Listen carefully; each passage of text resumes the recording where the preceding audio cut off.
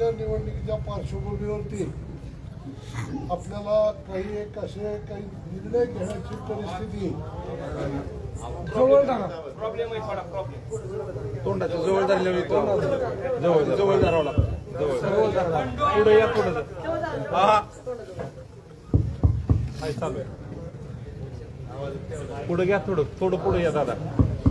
पुढे येण्यापेक्षा आणि असलं किती चालू आहे. माईक जवळ एवढाच आवाज आहे. माईक जवळ पोराचा आवाज येतो. चला सर्व कार्यकर्त्यांना या ठिकाणी आवाहन करतो की आपल्या ज्या भावना आहेत या भावना मी समजू शकतो.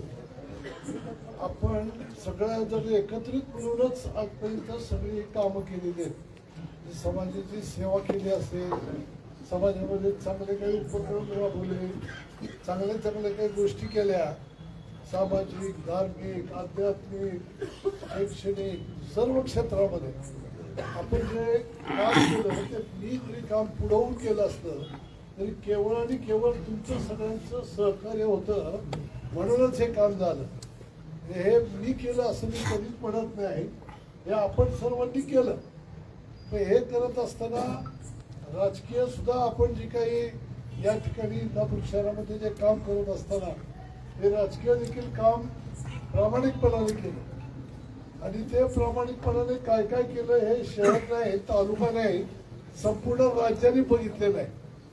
त्या वेळेला जी योग्य भूमिका घेऊन जे काही करायचं ते सर्व काम आपण या ठिकाणी पक्षाच्या माध्यमातून नक्की केलं. पण असंही असताना राजकारण आता असं एक विचित्र वळणावरती येऊन ठेपलेलं आहे. हे राजकारणामध्ये सामान्य कार्यकर्त्याला किंमत राहिलेली नाही. सामान्य कार्यकर्ता जो आहे त्याच्या घामाला प्रतिष्ठा राहिलेली नाही. तो जे कष्ट घेतो, तो जी वेळ काढतो, समाजातून कुटुंबातून वेळ काढतो, शारीरिक, आर्थिक, मानसिक सगळी मेहनत घेतो. ही सगळी मेहनत याचं मोजमाप करण्याचं आता कुठल्याही राजकीय पक्षामध्ये या ठिकाणी ही परिस्थिती राहिलेली नाही. त्यामुळं अशा पद्धतीचे कटू निर्णय हे समाजामध्ये झालेले आपल्याला पाहायला मिळतात. वास्तविक आपण जर पाहिलं तर तुम्ही सगळं साक्षीदार आहात त्या गोष्टीचे. या तालुक्यामध्ये मी राजकीय विरोध करून सगळ्या लोकांना केला, काही तात्विक दृष्ट्या केला, काही तालुक्याच्या प्रश्नावरती होत असलेल्या अन्यायावरती, शेतकरी, कामगार, अमुक तमुक सगळ्या विषयावरती जन आंदोलन केली, संघर्ष केला. आपण निवडणुका खूप लढलो. नुसतीच विधानसभा नाही तर साखर कारखान्याची लढलो, पंचायत समिती, जिल्हा परिषद अनेक पद्धतीच्या निवडणुका आपण लढलो, नगरपालिकाच्या लढलो. पण ते लढत असताना कधी कुठं पश्चाताप झालेला नाही. ही गोष्ट सगळ्यात महत्वाची आहे ती तुम्ही लक्षात घ्या. तुम्ही ज्या लोकांसाठी काम करता आणि मनापासून करता त्या कामामध्ये त्या ज्यांच्यासाठी आपण काम करायचं त्यांनी जर त्याचं काही मोजमाप केलं नाही आणि केवळ आतून डाव टाकण्याचं जो काम असतं तो आतून डाव टाकण्याचाच कार्यक्रम जर या मंडळींनी केला असेल तर आता नेमकं काय पाऊल उचलायचं हे तुम्हाला विचारण्यासाठी या ठिकाणी या कार्यकर्त्यांनी तुम्हाला बोलवलेलं आहे. तुमच्या भावना ज्या आहेत त्या भावना मी समजू शकतो. एक व्यक्तिगत प्रेम तुम्ही माझ्यावर करताय. आपण केलेल्या कार्याच्या बद्दल जबरदस्त अभिमान हा तुम्हाला आहे, हे निश्चित आहे.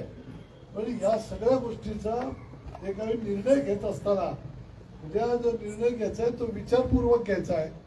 तो विचारपूर्वक निर्णय घेत असताना आपल्याला या ठिकाणी जे काही उद्याची निवडणूक लढवायची आहे ही निवडणूक कशा पद्धतीनं लढवायची या विषयावरती मी आज काल 2 दिवस जरा पुण्यामध्ये थांबून या ठिकाणी अनेक लोकांशी चर्चा करून, प्रमुखांशी चर्चा करून, आपले नेते अजितदादा पवार साहेब असतील, रत्नामामा भरणे असतील यांच्याशी चर्चा करून खूप काही गोष्टी त्यामध्ये त्यांच्यासमोर मांडल्या. त्यांनी पण ऐकून घेतल्या परंतु अजूनही त्याच्यावरती त्यांनी निर्णय काही आपल्याला दिलेला नाही. तर तो निर्णय उद्यापर्यंत येणं अपेक्षित आहे. तर उद्यापर्यंत तो निर्णय आल्यानंतर काय निर्णय करायचा हे आपण ठरवूया. पण एक गोष्ट आत्ताच्या या बैठकीत सगळ्यांनी सांगून टाका की जो काही निर्णय मी घेईल, शेवटी आता सगळ्यांना तर मला विचारता येणार नाही, तर मी जो काही निर्णय घेईन त्या निर्णयामध्ये आपण सगळ्यांनी सामील असलं पाहिजे. आपण मी घेतलेल्या निर्णयात सामील राहणार तर हात वरती करून प्रदीप दादा तुम आगे बढ़ो, हम तुम्हारे साथ हैं. प्रदीप दादा तुम आगे बढ़ो, हम तुम्हारे साथ हैं. हा जो काही आपल्याला निर्णय घ्यायचा आहे तो निर्णय उद्यापर्यंत परत एकदा नेत्यांनी सांगितलंय, अजितदादांनी सांगितलंय, आपण त्यांच्याच नेतृत्वाखाली आजपर्यंत आपल्या तालुक्यात जिल्हाभर राज्यात सगळीकडे काम करत आलेलो आहे. तर ते जे काही निर्णय आपल्याला उद्या सांगतील त्याच्यावरती तुमच्या सर्वांच्या वतीनं योग्य असा निर्णय की ज्या निर्णयामध्ये शहराचं नुकसान होणार नाही, शहराची अडचण होणार नाही, इथल्या नागरिकांची अडचण होणार नाही आणि त्याचबरोबर आता जे सांगितलं अक्षयनी गोरगरीब सामान्य कार्यकर्ता आहे त्याचा स्वाभिमान हा दुखावला जाणार नाही अशा पद्धतीचा निर्णय हा आपण निश्चित पद्धतीने घेऊ. परंतु आपण सर्वजण जीवन जगत असताना व्यक्तिगत सर्वजण आपापली प्रगती करण्याच्या प्रयत्नात असतो. जो तो आपापल्या पद्धतीनं प्रयत्न करतो. सगळ्यांनाच त्यामध्ये यश येतं असं नाही, परंतु काही मंडळी हे यशस्वी होतात आणि करोडो रुपये मिळवतात. पण अशी करोडो रुपये मिळवणारी समाजामध्ये बोटावर मोजणे इतकी लोक असतात आणि मग आमच्याकडं पैसा आहे म्हणून आम्ही म्हणत ती पूर्व दिशा हे आज तागायत मी 45 वर्ष सार्वजनिक जीवनात काम करतो. माझ्यासारख्या कार्यकर्त्याला ही गोष्ट पटत नाही. नेत्यांना मी हेच सांगितलं की ठीक आहे, कुणा प्रवेश घ्यायचा आहे आमची ना नाही, पक्ष वाढलाच पाहिजे, प्रवेश घ्या आणि ज्यांचा प्रवेश घ्यायचा त्यांचे आमचे संबंध कधी वाकडे, आमचे संबंध वाकडे नाहीयेत. 3 पिढ्याचे संबंध आहेत. मागच्या झालेल्या निवडणुकीत जरी आमचा पराभव त्यांनी केला असला तर या गावातल्या कुठल्याही व्यक्तीला माझं आव्हान आहे की त्यांनी दाखवून द्यावं, सांगावं की त्याचा राग धरून तुम्ही 7-8 वर्ष त्यांच्याशी डूक धरून राहिला, रागाने राहिला, त्यांना कुठं दुखावलं, त्यांना कुठं हिणवलं. जिथं देता येईल तेवढा रिस्पेक्ट मी कायम दिलेला आहे. मी माझ्या बाजूने कधी चुकलेलं नाही. हे राजकारणामध्ये हे असतं, हे अंतःकरण मोठं करून चालणारा कार्यकर्ता आहे. यश अपयश यापेक्षा माणुसकी आणि आपल्या गावचं गाव पण सामाजिक सलोखा, धार्मिक सलोखा या सगळ्या गोष्टीला महत्व देऊन या ठिकाणी आपण कधी कुणाला एक वाईट पद्धतीचा त्रास द्यायचा कधीच केलेलं नाही. आणि मग त्यांनी सांगावं, गावानेही सांगावं. असं असताना जिल्ह्यामध्ये मी काम करतोय तर जिल्ह्यामध्ये कुणाला घ्यायचंय, कुणाला काय करायचंय, जिल्ह्यातले आमदार वगैरे सगळे माझे चर्चा करतायत आणि मी त्यांचे प्रवेश घेतोय, मी कुणाचाही प्रवेश घेतोय आणि या ठिकाणी यांचा प्रवेश घेणार नाही असं यांना का वाटलं? जर वाटलं तर वाटलं, पण प्रवेश आता घ्यायचं की लगेच तुम्ही आम्हाला नगराध्यक्षच करा हे सांगणं हे म्हणजे डिक्टेटरशिप झाली. की माझ्याकडे पैसा आहे आणि त्यामुळं मी म्हणत ती पूर्व दिशा गावात काय वेगळं निर्णय मला कुणाचं मला नगराध्यक्ष बनवायचे हे अशा पद्धतीची भाषा ही माझ्यासारख्या कार्यकर्त्याला खंडित आणि म्हणून हा संघर्ष उभा राहतो. राहता राहिला भाग आपले नेते असलेले दत्तमामांचा, दत्तमामांच्या इथपासून तिथपर्यंतच्या प्रवासाचा मी साक्षीदार आहे. आपण सर्वांनी पाहिलेलं आहे. दत्तमामांना या तालुक्यामध्ये निवडून आणताना जे पण कार्यकर्ते आज काल दत्तमामा बरोबर होते, आज आहेत या सगळ्या कार्यकर्त्यांमध्ये मोठं कॉन्ट्रीब्युशन कुणाचं आहे हा प्रश्न जर विचारला तर समाज सांगेल कुणाचं आहे. आज जे उजवे डावे दिसत होते त्यावेळेला रुसले होते, फुगले होते. ते निवडणुकीचा फॉर्म भरायला सुद्धा येत नव्हते मामांच्या. त्यावेळेला अशा 2 निवडणुका आहेत की त्या 2 निवडणुकांमध्ये आपण सगळ्यांचा विरोध अंगावरती घेऊन दत्ताबाबांना पाठिंबा देऊन दत्ताबाबांसाठी वाटत्या त्या पद्धतीचा आक्रमक पद्धतीनं सगळ्या लोकांना अंगावर घेत कधी कुठल्या गोष्टीची पर्वा केली नाही. साधी गोष्ट आहे, राजकारणामध्ये थोडासा अभ्यास करायचा असतो. मी 3 विधानसभा लढलो, 95, 99 आणि 2004. अनेक तरुण मुलांना माहिती नाही, या निमित्ताने सांगतो.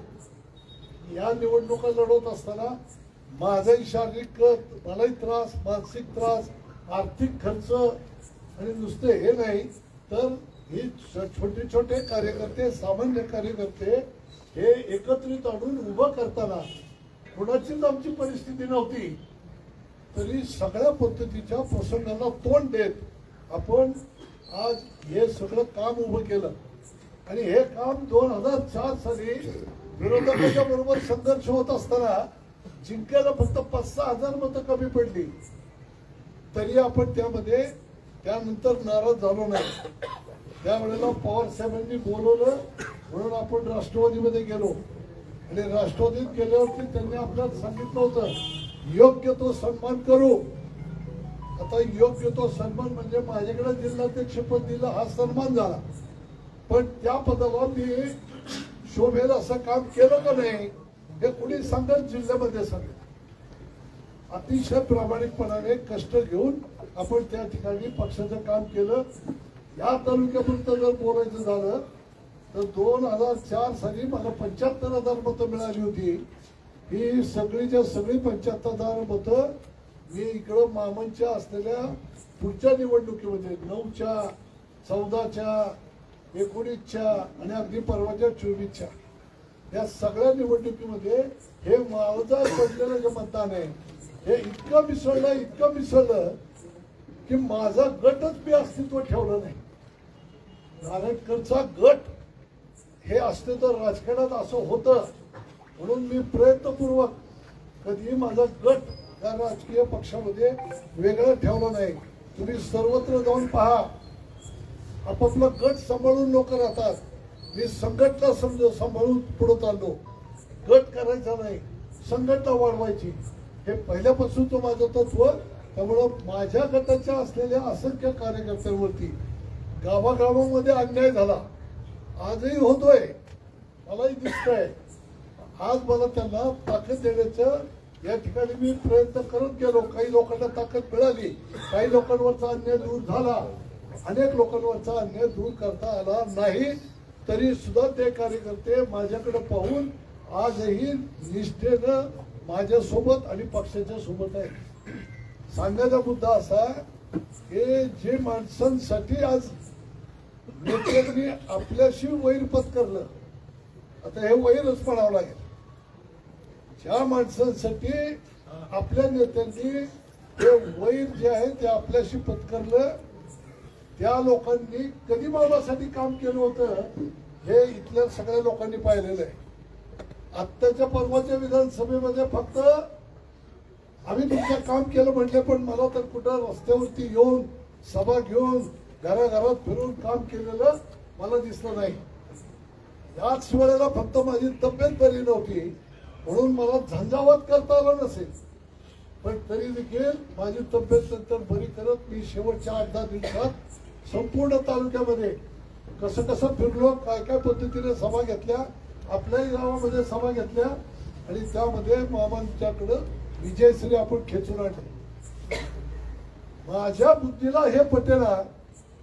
मी आता त्यांना राजकीय सूत्र सांगितलं, त्यांचं म्हणणं एवढंच की मी आता कॅबिनेट मंत्री आहे तर माझी नगरपालिका निवडून आली पाहिजे. आता तुम्हाला मला विचारायचं आहे आता जे काही गावामध्ये वातावरण जे आपण केलं पक्षाचं गेल्या 2-4 वर्षामध्ये प्रत्येक भागामध्ये कार्यकर्ते उभे केले, एवढी सगळी विकासाची कामं आपण या ठिकाणी केली, वातावरण सगळं चांगलं झालं.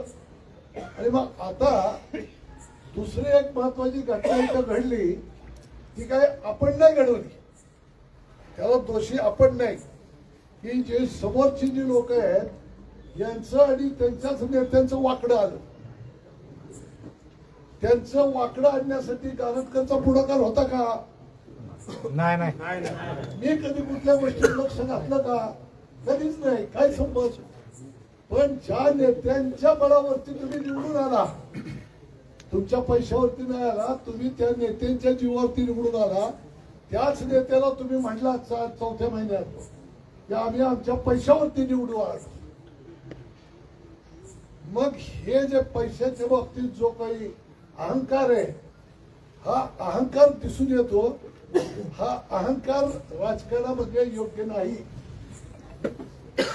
उद्या जर तुम्हाला कुणी एखाद्या कुठली गोष्टीची मदत केली, मी तुला मदत केली, आता तू असंच केलं पाहिजे, या गोष्टीला काही महत्व नाही. त्याची गरज आहे त्यावेळेला आपण मदत करतो, पण त्याचं भांडवल करायचं नसतं. पण ह्या प्रत्येक राजकीय परिस्थितीमध्ये आर्थिक विषयावरती भांडवल करण्याचा एक नवीन उद्योग राजकारणामध्ये उभा राहिला. याचे दुष्परिणाम असे आहेत, सामान्य कार्यकर्त्याची या ठिकाणी त्या ठिकाणी त्याला स्वाभिमानानं जगता येणार नाही, असं त्या पद्धतीचं राजकारण केलं तर समाज लाचार बनेल, कार्यकर्ता लाचार बनेल. आणि आम्ही जिथं इंदापूर हे आमचं गाव आहे, या गावात आम्ही राहतो, लहानाचे मोठे झालो. या गावामधला माझा तरुण कार्यकर्ता हा लाचार बनणार नाही, हा स्वाभिमानी बनेल, असा विचार माझ्या मनाशी असल्या कारणानं मी यांना सांगितलं की बाबा रे, उद्या काही नगराध्यक्ष पदाची निवडणूक मला लढवायची नाहीये. मी नावं दिली होती सामान्य कार्यकर्त्याची 5-6 लोकांची. या 5-6 लोक इच्छुक आहेत. या इच्छुकांचं अमरगाड्याचं नाव दिलं होतं, माळुसकरचं दिलं होतं, पाला ढवळेचं नाव दिलं होतं, अजून 4-2 लोकांची मी नावं दिली होती. यापैकी कुठलाही तुम्ही उमेदवार निवडा, निवडून आणण्याची जबाबदारी आमची. आता योगायोग असा आहे की आपली ताकद आणि त्यांचं जे ते मागच्या निवडणुकीमध्ये जी ताकद ज्या नेत्याची त्यांच्या पाठीशी होती, ती तिथून जर ती ताकद सुटली, निघाली, त्यांचा जो पाठिंबा होता तो त्यांचा तिथून निघाला, तर त्या लोकांनी आपल्या असलेल्या उमेदवाराला पाठिंबा द्यायची चर्चा सुरू झाली. यात आमचा दोष काय आहे? यात आमचा दोष काय? तुमच्या वागण्यामुळं, तुमच्या पैशाच्या अहंकारामुळं जर तुमचीच लोक तुमच्यावरती नाराज झाली आणि आता तेच लोक म्हणतायत कसा निवडून येतो ते बघतो, या सगळ्या गोष्टीमध्ये आमचा दोष काय? आम्ही इथं एका बाजूला सामान्य कार्यकर्त्यांचं संघटन उभं केलंय आणि सगळ्या जाती धर्माच्या लोकांना बरोबर घेऊन आम्ही चाललोय. लोकांची गरज ओळखून आम्ही काम करतोय. कोण आहे त्याची कोण समोरची व्यक्ती बघत नाही.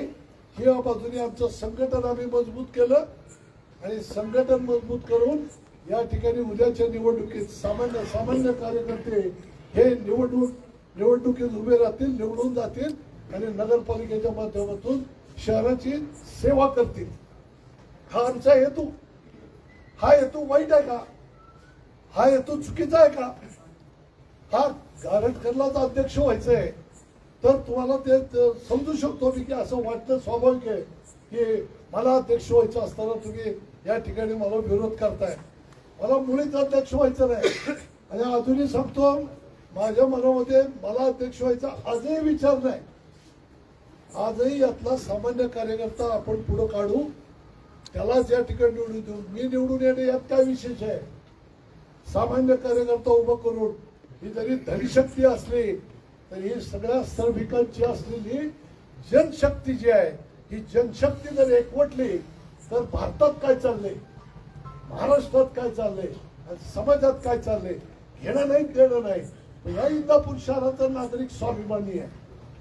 या इंदापूर शहरातला कार्यकर्ता हा स्वाभिमानी आहे आणि हा अशा पद्धतीचा एक पैशाचा अहंकार दाखवत किंवा उद्या कुठलंही मसल पॉवर असेल त्या मसल पॉवरचा अहंकार दाखवत जर कुणी अशा पद्धतीचं आमच्या गावामध्ये राजकारण करत असेल तर गावचं गावपण टिकवण्यासाठी सर्वसामान्यांचा आवाज बुलंद ठेवण्यासाठी या अशा प्रवृत्तीच्या विरोधात संघर्ष करणं हे माझं मी कर्तव्य समजतो. ही भूमिका मी दादांच्या बरोबर समोर मांडलेली आहे आणि त्यामध्ये मामांनाही सांगितलंय हे कुठल्याही मनामध्ये तुम्ही किंतु बाळगू नका. आम्ही कधी तुमच्या विरोधात काम केलेलं नाही. आम्ही तुम्हाला कुठेही कधी कमी लेखलेलं नाही. जितकं शक्य तेवढं तुम्हाला ताकद द्यायचं काम केलंय आणि प्रामाणिकपणाने केलंय, निस्वार्थी बुद्धीने केलंय. इथं बसलेल्या लोकांना मला विचारायचंय मामांच्याकडनं कुठल्या गोष्टीचा फायदा मी उचललाय दाखवून द्या. राज्याच्या राजकारणात तुम्हाला आज 15 वर्ष निवडून आम्ही आणतोय. सत्ताधारी पक्षात तुम्ही बसताय, मंत्री म्हणून तुम्ही तिथं राहताय. तुमच्या नंतरच्या एखाद्या तरी कार्यकर्त्याला मोठं करण्यासाठी मामांनी काय केलं, काय कुठली गोष्ट मला दिली आणि नाही दिली म्हणून मी कधी नाराजी व्यक्त केली. मी नेहमी समजून घेतलंय ठीक आहे अडचण असेल, मामांची इच्छा असेल, पण दादांना देता येत नसेल, राजकारण तसं बनलंय. या सगळ्या गोष्टी मी लक्षात घेऊन मी नेहमी तडजोड करत गेलो. मी कधीही कुठल्याही गोष्टीची अपेक्षा या व्यक्तीकडनं केलेली नाही. आणि कुठलं सार्वजनिक कुठलं काम घेतलंय काय घेतलंय, या इंदापूर शहरात जी काही कामं झाली ही कामं सगळ्या सामान्य कार्यकर्त्याला वाटली. आज जे काही मोठमोठे उपक्रम झाले, कार्यक्रम झाले, हे सगळे आपण मोठमोठे उपक्रम या ठिकाणी आपण केले. आज समाधानाने जगणं काय असतं ते आमच्यावरती तो संस्कार आहे त्याच्यामध्ये आम्ही समाधानी आहोत. पण आमचा प्रपंच सुखाने करताना गरिबांचाही प्रपंच, सामान्य लोकांचाही प्रपंच हा सुखाने व्हावा असा विचार असलेला मी कार्यकर्ता आहे. आणि म्हणून मी ही कायम भूमिका घेत आलो की आपण सगळ्यांना पुढे घेऊन जाऊ. पुढाऱ्याचा अर्थ असा आहे समाजाला जो पुढे घेऊन जातो तो पुढारी. तर या भूमिकेमध्ये आपण जात असताना काहीच कारण नसताना आज समोरचा मनुष्य आणायचा आणि एवढ्या लोकांची कार्यकर्त्यांच्या भावना पायदळी तुडवण्याचा जो कार्यक्रम चाललाय हा काही माझ्यासारख्या कार्यकर्त्याला पसंत पडत नाही. आणि तुम्हाला मागेही मी सांगितलं गावासाठी कुणाचाही वाकडेपणा केला मी कुठेही कधी कचरतच नाही. मी उदाहरण नेहमी सांगतो की मी नगराध्यक्ष असताना या गावामधला सीओ बदलण्यासाठी त्यावेळचे तत्कालीन मुख्यमंत्री मनोहर जोशी यांच्याशी त्यांच्याच पोर्चमध्ये मंत्रालयाच्या पोर्चमध्ये जसं तुम्ही भांडता ना दोन मित्रांमध्ये तसं मी भांडलो होतो. डायरेक्ट बोललो होतो. मी आजपर्यंत अनेक मुख्यमंत्री बघितले, तुमच्यासारखा नाभर मुख्यमंत्री बघितला नाही. आज गाडीत बसलेले ते मुख्यमंत्री मनोहर जोशी उसळून माझ्या अंगावरती आले होते. कुणाला बोलतोय कुणाला बोलतोय. मी तिथं त्याला म्हणलो तो तुम्हाला बोलतोय. हे त्यानंतर त्यांनी मला केलेला प्रयत्न समजून सांगण्याचा, अरे तू कशाला वाकडेपणा घेतो, काय पाहिजे तुला, पुण्याला फ्लॅट, मुंबईला फ्लॅट, अमुक देतो, कामं देतो, डामं देतो, काही म्हणलं नाही. तुम्हाला तुमची सत्ता प्यारी आहे, मला माझं गाव प्यार आहे. या पद्धतीनं आपण तेव्हापासून जो संघर्ष करतोय तो आज तागायत चालू आहे. त्यामुळे तुम्हाला सगळ्यांना सांगायचंय हे जे सगळं चाललंय हे गावासाठी चाललंय, माझ्या व्यक्तिगत कामासाठी नाही. त्यामुळं प्रत्येकाने लक्षात ठेवा की आज मी जिल्ह्याचा अध्यक्ष आहे. जिल्हाभर आता इथं बोलायला याच्यापर्यंत मला फोन चालू आहे की आमचं हे काम आहे त्याचं काय, आमचं ते काम त्याचं काय. मी कुणालाही अजून काही बोललेलं नाही. परंतु आज तुम्ही सगळेजण इथं जमलात, हे 2-4 दिवसात जे वातावरण झालंय त्यामुळे मी तुम्हाला या ठिकाणी सांगतो जे पण काही करायचं ते प्रामाणिकपणे करायचं. आता ठीक आहे आम्ही काम केलं तुमच्यासाठी, आमची योग्यता वाटत नसेल तर त्यामुळे तुम्ही आम्हाला दूर लोटलं तर लोटलं म्हणून काय हातावर हात मारून गप्प बसणार मी नाही. मी असा कसा बसू शकतो. मी प्रवाहाच्या विरोधात वाढणारा कार्यकर्ता आहे. कितीही वर्ण ताकदीने या, मी याल तर तुमच्या सह, न याल तर तुमच्या विना.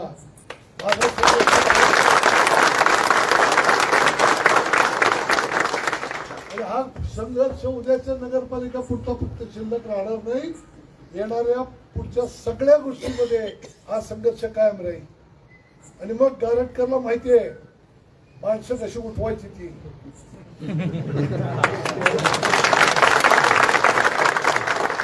या तालुक्यानी आणि आजही माझं जरी 65-63 वय झालं असलं तर ही उर्मी जी आहे ती उर्मी कमी झालेली नाही, नीट लक्षात घ्या. त्यामुळं येणाऱ्या काळामध्ये जर मी या सगळ्या गोष्टी करायला लागलो तर ते काय होणार आहे याचा विचार ज्यांनी त्यांनी करावा. माझ्या ताकदीचा उपयोग मी चांगल्याच गोष्टीसाठी केलाय, पक्ष वाढवण्यासाठीच केलेला आहे. कुणी एखाद्याने दाखवून द्यावं या तालुक्यामध्ये कुठेही खून झालं, कधी कुणावरती अन्याय झाला, याच नेत्यांनी जर कुठे अन्याय केला तर सगळ्यांची गाऱ्हाणे ऐकण्याचं काम मी करतो. त्यामुळे गावाच्या प्रत्येक तालुक्याच्या कानाकोपऱ्यात कुठं कुठं काय काय दडलंय, कुठं असंतोष आहे मला माहिती आहे. त्यामुळं मी जर तिरका चाललो तर हे कुठं जाईल राजकारण तुम्हाला त्याचा विचार तुम्ही करा. मला काय घेणं देणं नाही, मी फकीरच आहे, मला काय मिळवायचंच नाही. तुम्हाला मोठं व्हायचंय पण तुम्ही मोठं जरूर व्हा, पण कार्यकर्त्याची किंमत शून्य करून नाही. त्याच कार्यकर्त्याच्या बळावरती तुम्ही आज उभे आहात. त्या कार्यकर्त्याची माती करून जर तुम्ही उद्या मोठे व्हायला बघाल तर आम्ही ते सहज करणार नाही. त्यामुळे येणाऱ्या काळामध्ये हा संघर्षाचा काळ सुरू झालेला आहे. संघर्षामध्ये ज्याला उभं राहायची सवय आहे, त्यांची मानसिकता आहे, ज्याला संघर्ष करण्यासाठी वाघाचंच काळीज लागतं, त्यांच्याकडे जे वाघाचं काळीज आहे त्यांनी या संघर्षामध्ये सामील व्हा. यश अपयश या गोष्टीची कधीच पर्वा केलेली नाही, करणारी नाही. पण हे आपल्याला पटलं नाही पटलं तर या पद्धतीनं जर जे राजकारण चाललंय ते आज समाजामध्ये सगळ्या राजकीय पक्षांनी किंवा या अशा मोठ्या नेत्यांनी पैशावाला पाहिजे म्हणून जर राजकारण सुरू केलं तर सामान्य कार्यकर्त्यावरती जो अन्याय होईल तो गरीब कार्यकर्ता दबला जाईल. आणि एक दिवस हा गरीब कार्यकर्ता सर्व राजकीय विचार बाजूला ठेवून, सर्व राजकीय सामाजिक धार्मिक सगळे विचार बाजूला ठेवून हा सामान्य गोरगरीब कार्यकर्ता जर चिडून उठला, संघर्षाच्या पवित्र्यामध्ये रस्त्यावरती जर उतरला तर चांगल्या लोकांना नव्हे त्या सरकारला सुद्धा नीट राहता येणार नाही.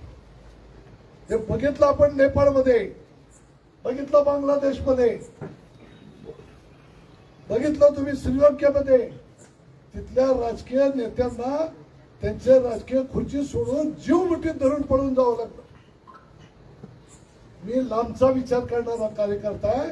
त्यामुळे हा जो गोरगरीब समाज आहे याला या अशा पद्धतीनं वातावरण इथं होऊ नये यासाठी म्हणून आता ही बाब छोटीशी आहे. नगरपालिका इंदापूर काय बाब आहे, पण याच्यातनं खूप मोठा विचार महाराष्ट्रात जातो हे नीट लक्षात घ्या. मी जे काही परवा बोललो इथं पत्रकारांशी की याच्यातून शहरी नक्षलवाद जन्माला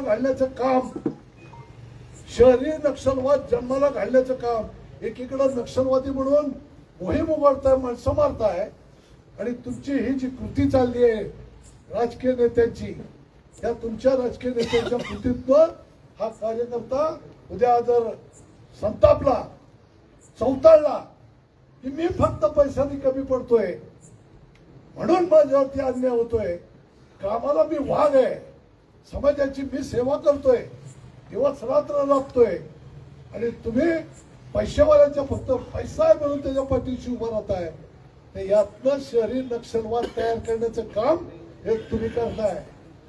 नीट लक्षात घ्या. हे राजकारण फक्त नगरपालिकेपुरतं मी बोलत नाही. माझं बोलणं ज्याला कळतंय त्याला कळतंय. हा फक्त इथला प्रश्न नाही, राज्याचा नाही, संपूर्ण देशाचा प्रश्न आहे. त्यामुळं येणाऱ्या काळामध्ये सामान्य गोरगरीब कार्यकर्ता हा एका बाजूला पैसेवाले एका बाजूला, अशा पद्धतीचं राजकारण जर चाललं तर बंधूंनो, धर्माची जी काहीतरी दोन धर्मातलं अंतर, दोन जातीतलं अंतर हे एक वेळ मिटेल. एक वेळ हे धार्मिक जातीय जे काही दंगे आहेत हे थांबतील, पण गरीब आणि श्रीमंतातलं अंतर हे कधी मिटणार नाही. आणि हे जर कधी मिटलं नाही तर हे येणाऱ्या काळामध्ये जो समाजात जो संघर्ष उद्भवेल तो भयंकर असणार आहे. आमची शत्रू राष्ट्र आहे अमेरिकेपासूनची, ही सगळी शत्रू राष्ट्र करोडो रुपये इथं टाकतायत आणि इथल्या तरुणांची माती भडकवतायत. ते कधी धार्मिक दंगली घडवतायत, कधी जातीय दंगली घडवतायत. तीच लोक या ठिकाणी या गरीब श्रीमंतीतलं अंतर लक्षात घेऊन गरिबांना जर तिथं फुंकर घालत गेली तर येणाऱ्या काळातला जो दंगा पुढे सुरू होईल तो कुणालाच परवडणार नाही, सरकारलाही परवडणार नाही. नेत्यांचा तर विषय बाजूला राहिला. तर या सगळ्या अँगलने विचार कार्यकर्त्यांनी करायचा आहे.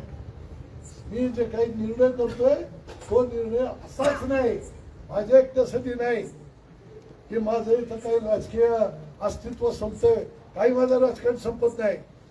नीट लक्षात घ्या, नगरपालिका नव्हती 15 वर्ष ताब्यात, कुठं राजकारण संपलं आमचं सांगाल कुणी? आमचं राजकारण नाही संपलं, कारण आमचं राजकारण आमच्या विचारांवरती अवलंबून आहे. आमचे विचार समाजाला पटतात, आमचे विचार गोरगरिबाच्या फायद्याचे आहेत. ज्याच्यावरती अन्याय होतो त्याला न्याय देणारे आमचे विचार आहेत. त्यामुळे आमचं राजकारण संपणार नाही, पण मागणं धोका देणाऱ्यांचं राजकारण बाकी येणाऱ्या काळात संपल्याचं.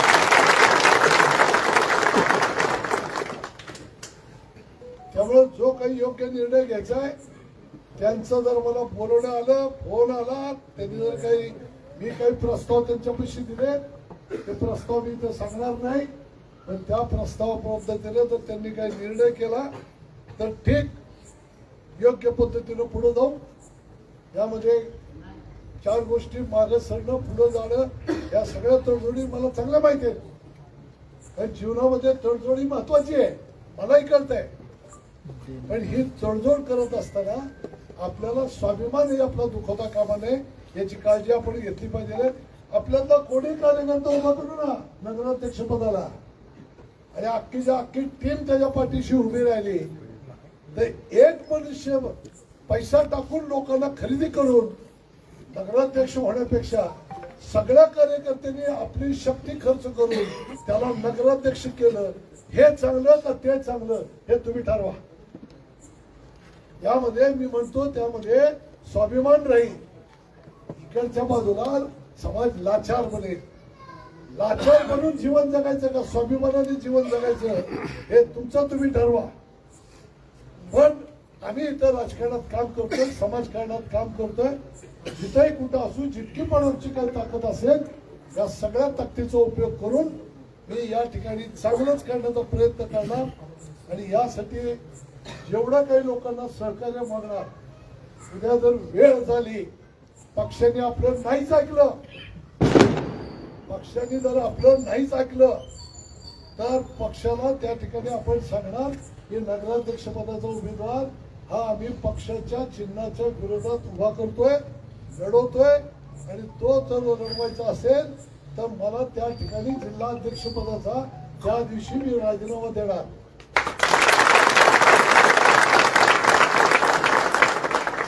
तुमच्यासाठी इमानी काम केलं. प्रदीप दादा तुम आगे बढ़ो, हम तुम्हारे साथ हैं. प्रदीप दादा तुम आगे बढ़ो, हम तुम्हारे साथ हैं. बंडू आला रे बंडू आला, बंडू आला रे पुन्हा एकदा बंडू आला रे बंडू आला, बंडू आला रे बंडू आला. बऱ्याच लोकांना बंडू भाई सगळ्यांना माहिती होईल बंडू कोण आहे ती परत तालुक्याला. मला तुम्हाला या ठिकाणी सांगायचंय की जर या पद्धतीने जर निर्णय जर झाला तर आपण या ठिकाणी आपलं पॅनल उभं करणार आहोत. हे पॅनल उभं करताना आपण या ठिकाणी सगळ्यांचं सहकार्य मागणार आहोत. या गावामध्ये जे पण काही छोट्या छोट्या संघटना आहेत, मोठ्या संघटना आहेत, मोठे पक्ष आहेत, छोटे पक्ष आहेत, सगळे आपल्या संपर्कात आहे, सगळ्यांना आपण बरोबर घेऊन चालतो, प्रत्येकाला आपण मान देतो, रिस्पेक्ट करतो. त्यामुळे सगळ्या जाती धर्माच्या संघटना असतील, या सगळ्यांना आपण एकत्रित करणार आहोत, आवाहन करणार आहोत की हे उद्याची लढाई हे या असलेल्या धनशक्ती विरुद्ध जनशक्ती आहे. तुम्ही आम्हाला साथ द्या, अशा पद्धतीचं आव्हान आपण करणार आहोत. या आव्हानाला कसा कसा प्रतिसाद मिळतो, मिळाला तर मिळाला, पण तुम्ही सर्वजण त्यामध्ये तयार असाल तर याल तर तुमच्यासह, न याल तर तुमच्या विना, या सूत्रानुसार आपण लढाई ही लढायची. अशाच पद्धतीचा आपला निर्णय आपण घ्यायचा. जर समजा पक्षाने ऐकलं तर मग कुठं तडजोडीला तयार व्हायचं असेल तर ती पण आपली तयारी आहे.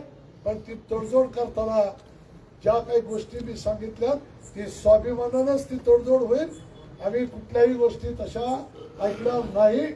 त्यामुळं एक गोष्ट आपण लक्षात ठेवा की उद्याच्या येणाऱ्या या नगरपालिकेच्या निवडणुकीमध्ये जे पण कोणी इच्छुक नगरसेवक आहेत त्यांना मला सांगायचंय हे तुम्ही तिथं लढाई करून चला, तुमचं तिथं किंमत वाढते.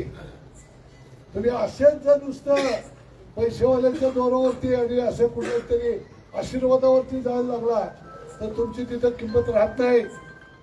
त्यामुळं आपण सगळ्यांनी एकजूट दाखवा, एकत्र राहा. नाही तर मग लोकांची चर्चा, त्यांनी बोलून घेतलं, त्यांनी बोलून घेतलं, असंच झालं, तसंच पडले आणि मग त्याला काहीतरी गाजर दाखवलं, ते गाजर दाखवलं तर मग त्याला लखलाप. आम्ही या ठिकाणी सगळ्याला बरोबर घेऊन जाऊन चांगल्या पद्धतीचे नगरपालिका निवडणूक लढवून सत्ता मिळवून, सत्ता ही नगरपालिकेची राजकीय अड्डा नाही, ते सेवेचं साधन आहे.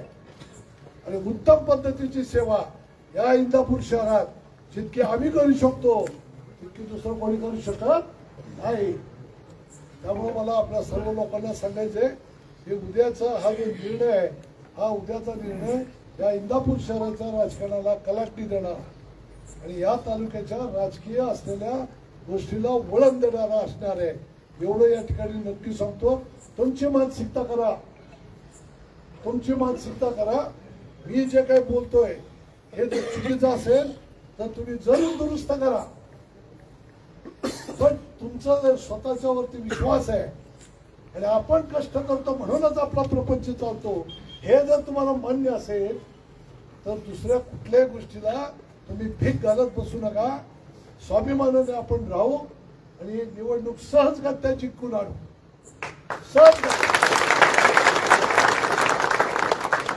किती पैसेवाल्यांनी काही करू दे, निवडणूक ही आपलीच आहे. सगळं गणित मांडलेलं आहे, सगळा अभ्यास केलेला आहे. फक्त आता इथे एवढंच एक सांगेन, वेळ वाया घालवायचा नाही. आत्ताही रात्रभर बसायचं.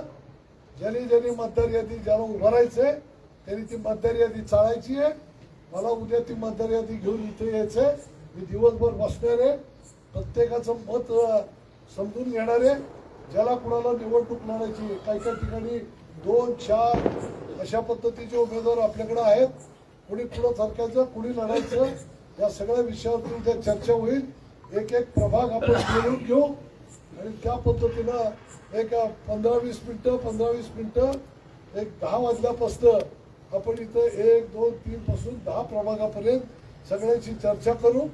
2-3 वाजेपर्यंत ती चर्चा चालू राहील आणि त्यामध्ये आपण उद्या या ठिकाणी पॅनल हे पक्क करू आणि हे पॅनल पक्क करून उद्या जर हे पॅनलचे फॉर्म भरायचे तर ते फॉर्म कशा पद्धतीने भरायचे, काय त्याची व्यवस्था इथं लावलेली आहे.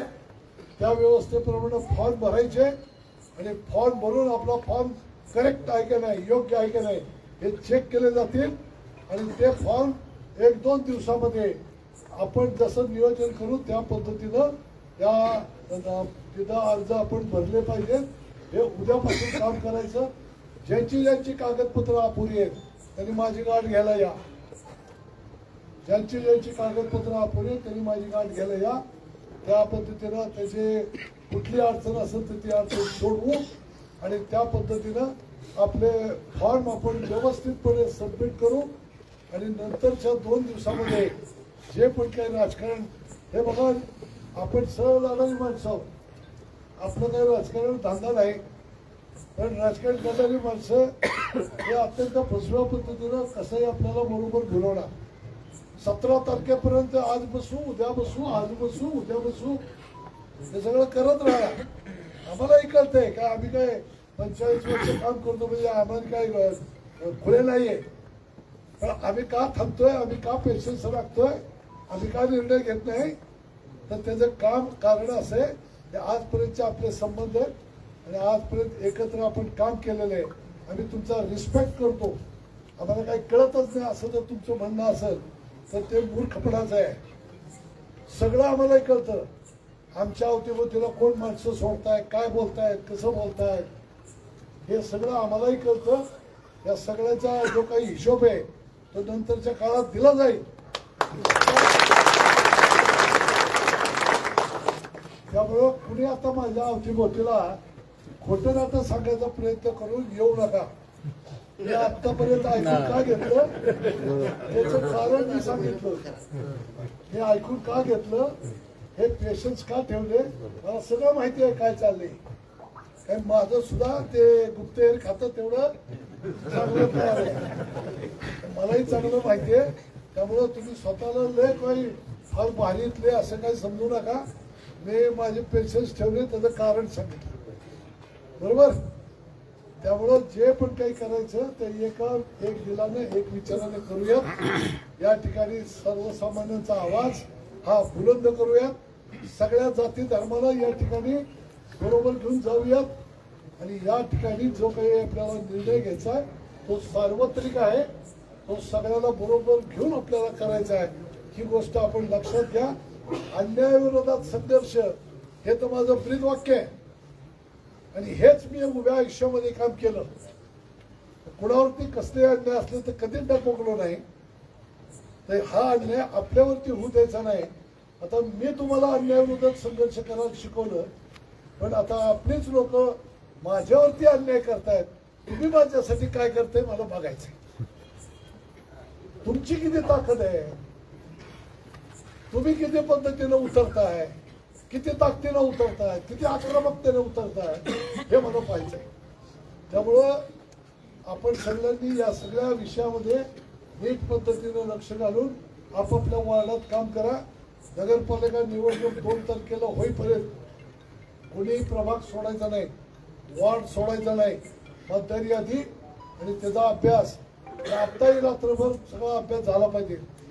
बाहेरचं मतदान कुठलं, बोगस मतदान कुठलं, हे बोगस मतदान लगेच शोधा. आज उद्या 2 दिवसात शोधा. आपल्याला बोगस मतदारांच्याकडे निरोप द्यायचे.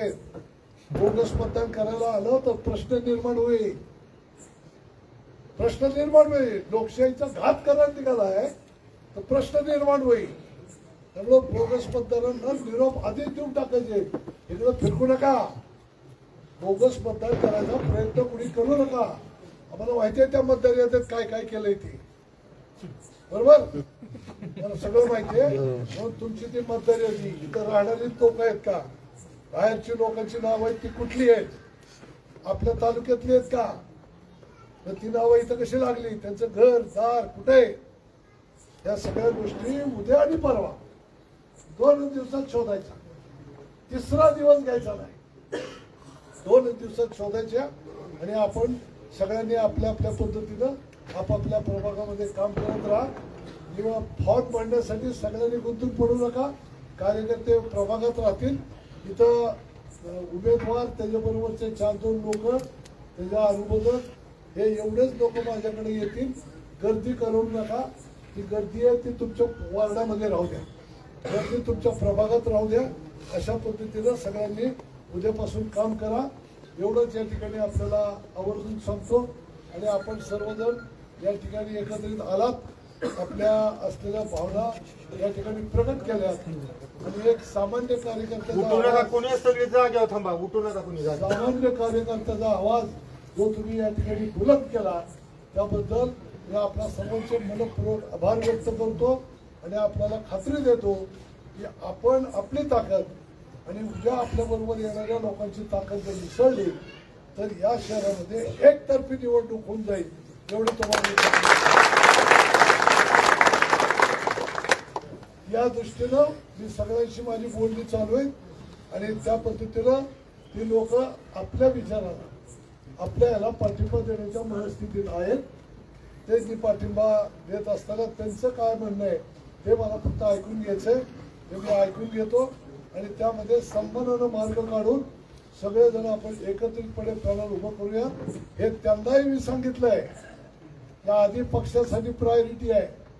पक्षाने जर आमचं ऐकलं, पक्षाने जर योग्य सन्मान ठेवला तर आम्ही घड्याळावरती आहे. पण पक्षाने जर आम्हाला कोल्लं तर आम्ही सुद्धा पक्षाला कोल्ल्याशिवाय राहणार हे सांगून टाकलंय. आणि माझ्या जिल्हाध्यक्षपदाचा राजीनामा हा उद्या मी 17 तारखेला फॉर्म जे शेवटच्या दिवशी भरण्याचा जो दिवस आहे त्या दिवशी त्या दिवशीपर्यंत त्या सगळ्या गोष्टीची वाट बघून मी या ठिकाणी कारण मी जर पक्षाच्या चिन्हाच्या विरोधात जर काही माझं पॅनल उभं करत असेल तर मला नैतिक अधिकारच नाही की मी त्या पदावरती राहू. त्यामुळं मी माझं नैतिकता ओळखतो, मला सांभाळायची माहिती आहे. त्यामुळे त्या ठिकाणी मी पक्षाचा राजीनामा देईन आणि मगच त्या पॅनलच्या प्रचारात उतरेल. एवढंही सगळ्या गावकऱ्यांना सांगतो. मला कल्पना हे सगळे चॅनलवाले बातमी आता तासाभरात सगळ्या जिल्ह्यात फिरवतील, फिरवत का नाही. पण मी सुद्धा जे काही काम केलं आणि मी जे काही बोललो मला असं वाटतं की माझं काहीच चुकलेलं नाही. असता माणसाला वाटत असतं की आपण करतोय ते बरोबर करतो. पण मी अत्यंत विचारपूर्वक आणि अत्यंत काळजीपूर्वक एक एक शब्द आणि एक एक पाऊल आजपर्यंत टाकत आलो. तुम्ही आजपर्यंत टीव्हीवरती बघता, चॅनलवरती बघता, मी कधी सापडलो का यांना? माझ्या बोलण्यात मी कधी सापडलो नाही. भले भले नेते सापडले, मी कधी सापडलो नाही. त्यामुळे संयमानं राहणं काय असतं मला माहिती आहे आणि प्रामाणिकपणाने काम करणं हे मला माहिती आहे. त्यामुळे हे सगळ्या गोष्टी सांभाळून आपल्याला पुढे वाटचाल करायची. माझं राजकारण संपत नाही, तुम्ही काळजी करू नका. बाजारामध्ये चांगली वस्तू असेल तर त्याला उचलतातच लोक, नीट लक्षात घ्या. त्यामुळं आमचं राजकारण कधी संपणार नाही. त्यामुळं आजपर्यंत आपण जे काम केलं ते संघटनेचं वेळ म्हणून केलं आणि संघटनात्मक बांधणीमध्ये कार्यामध्ये आपण विशेष लक्ष दिलं, विशेष रस ठेवला आणि पक्ष संघटना मजबूत करण्याचा प्रयत्न केला. त्यामध्ये मी कुठल्याही सत्तेतल्या नेत्याला, आपल्या नेत्याला मला हे दिलं तर मी हे करीन असं कधीही म्हणलेलं नाही. व्यवहार माझी जबाबदारी मी ओळखली आणि सांगू न सांगू आणि लोकांनाही जबाबदाऱ्या सांगत आजपर्यंत पक्षाचं काम केलं. त्यामुळं आजचं हे यश आहे. कोणी म्हणत असेल की गावातले विकास, अरे विकासाला पैसे तुमच्याकडनं आले, पण केव्हा आले? जेव्हा तुम्हाला आमदार आम्ही केलं, तुम्हाला आमदार आम्ही केलं आणि मग आमदाराचे तुम्ही मंत्री झाले, मग इथं पैसे आले.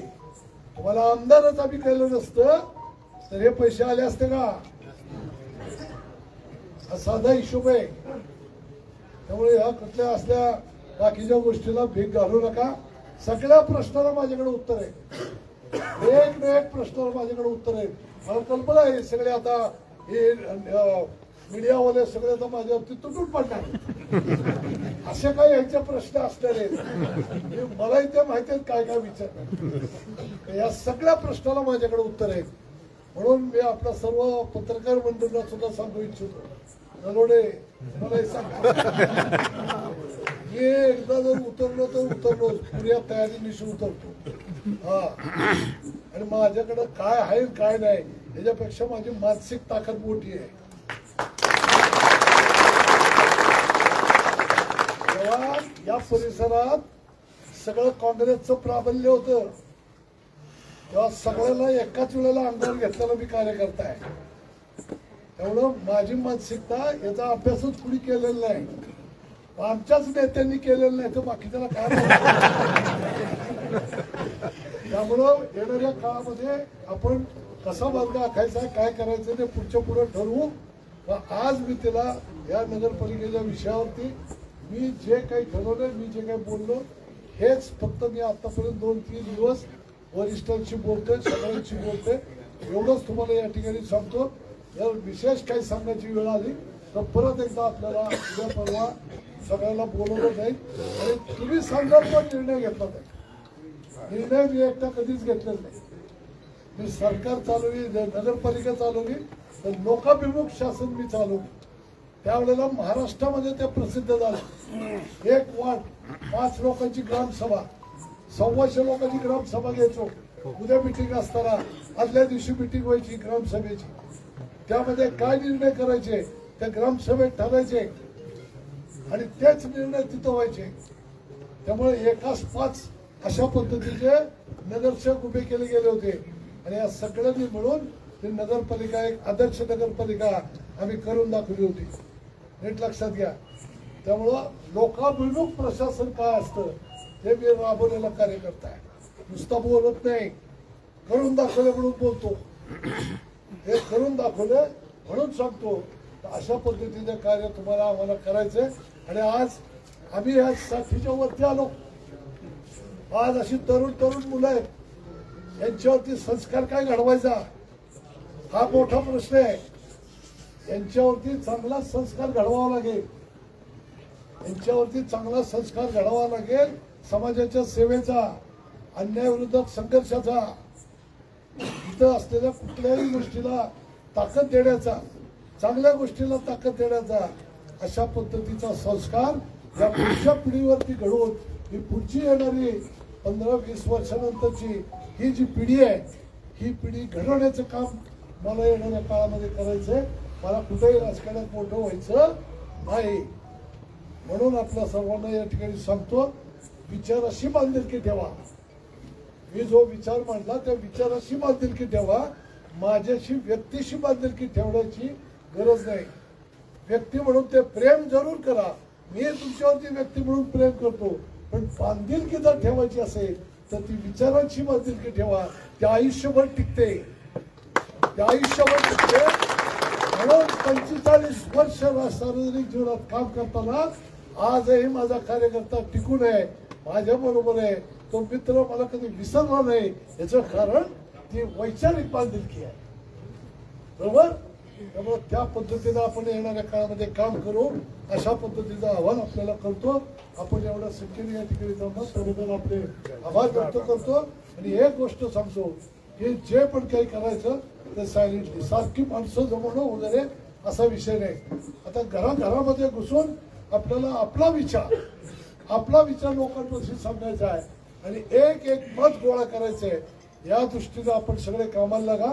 मला रिपोर्ट मिळाला पाहिजे की 10-5 लोक प्रत्येक घराघरामध्ये जात आहेत.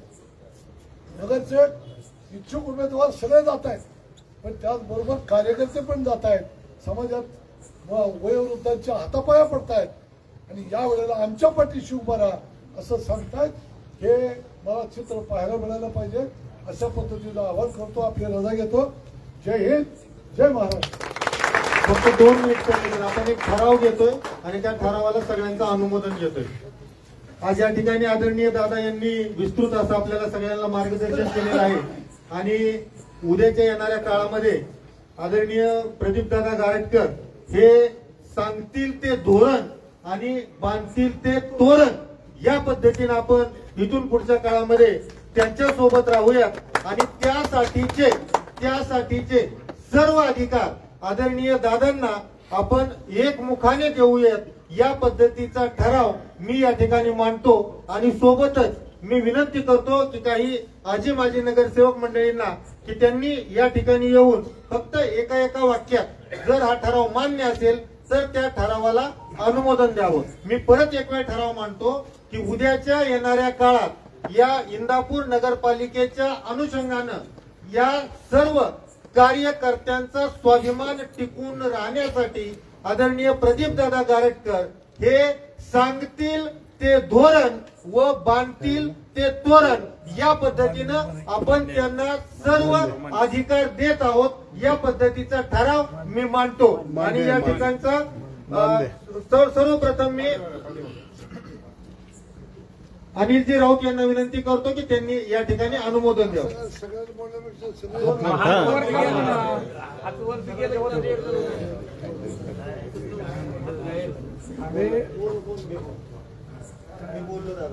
फार नको बोलवलं.